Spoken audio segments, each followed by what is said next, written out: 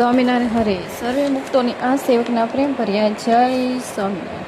વૈષ્ણવ ગઢડા પ્રથમનું 69મું. દૃષ્ટના અને સાધુના ધર્મનું સાર. હિંસામય ધર્મ તો ધર્મ અર્થ અને કામ માટે, અને અહિંસામય ધર્મ તે મોક્ષ પ્રાપ્તિ માટે છે. ક્રોધેયુક્ત પ્રવૃત્તિ તે દૃષ્ટનો ધર્મ, અને શાંત સ્વભાવ વર્તું તે સાધુનો ધર્મ છે. સ્વામિનારાયણ હરે. સંવત 1876ના ચૈત્ર સુધી દ્વાદશને દિવસે સ્વામી શ્રી સહજાનંદ મહારાજ શ્રી ગઢડામાંથી દાદા ખાચરના દરબારમાં શ્રી વાસુદેવ નારાયણની મંદિર આગળ આથમની 12 ઓરડાની ઓસરી ઢોલિયા ઉપર બિરાજમાન હતા, અને સર્વ શ્વેત વસ્ત્ર ધારણ કર્યા છે, અને પોતાના મુખારવિંદની આગળ મુનિ તથા દેશ દેશના હરિભક્તિની સભા ભરાઈને બેઠી છે.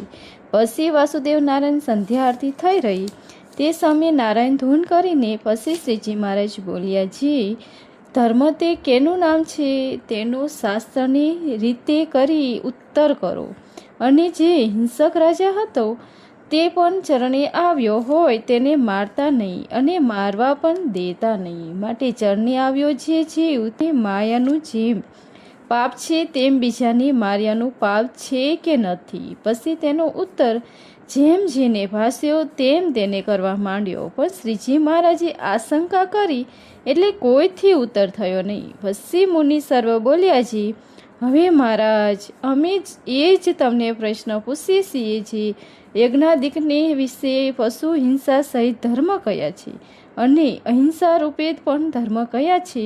માટે એ જેમ અર્થાત હોય તેમ કહો.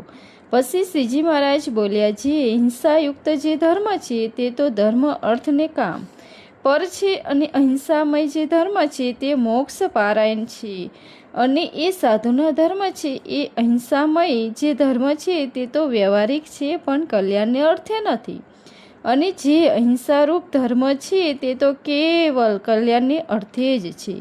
માટે ગૃહસ્થ અથવા ત્યાગી એ સર્વને અહિંસારૂપી જે ધર્મ તે જ કલ્યાણને અર્થે કયા છે.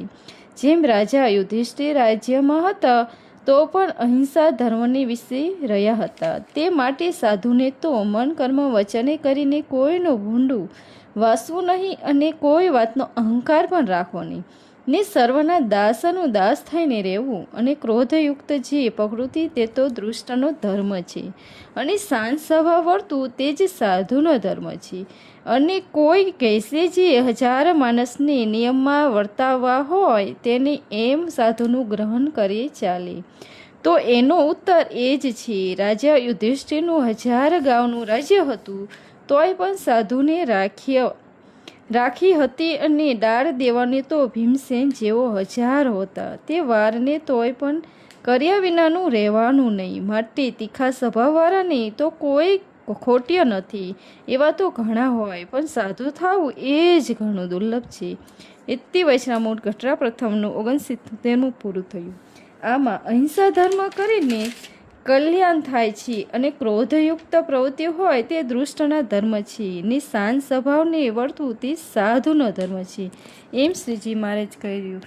જય સ્વામિનારાયણ.